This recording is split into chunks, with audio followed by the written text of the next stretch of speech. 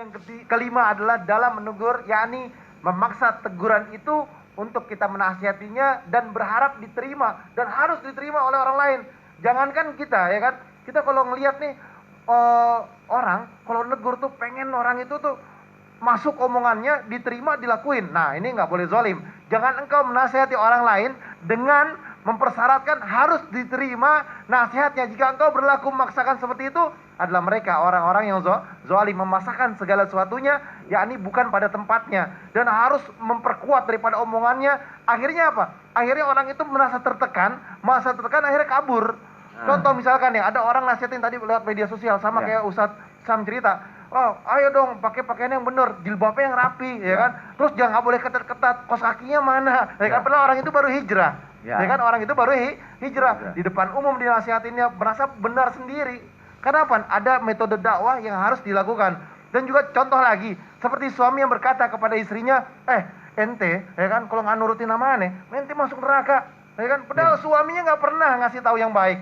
Suaminya nggak pernah nasihatin yang baik, nggak pernah suruh ke majelis talim, mendekatkan diri kepada Allah dengan tata krama yang baik, yakni berbuat baik terhadap istrinya, sopan santun terhadap istrinya, budi pekerti yang baik. Tapi ngomelin, marahin, nasihatin, dan seolah-olah yang paling pintar, yang paling benar, kata-katanya kasar, udah gitu bilang, kalau nggak nurut masuk neraka kamu. Nah, aduh, gitu. Dipaksa. Kenapa? Yahdi mayyasha wa yu'adzibu mayyasha. Allah berkehendak dengan kehendaknya, dan Allah Subhanahu wa taala memberikan petunjuk kepada orang yang Allah kehendakin, yang Allah inginkan.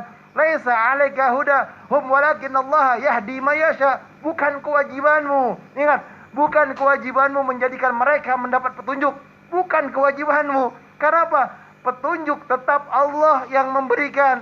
Siapa yang Allah kehendakin dia bisa dapat. Siapa Allah yang tidak kehendakin dia tidak akan dapat. Jadi intinya adalah, kalau Allah berkehendak dengan kehendak dan ridhonya, maka dipermudahkan jalannya. Kalau Allah mau berikan hidayah kepada manusia tersebut, maka dia akan mendapatkan hidayah.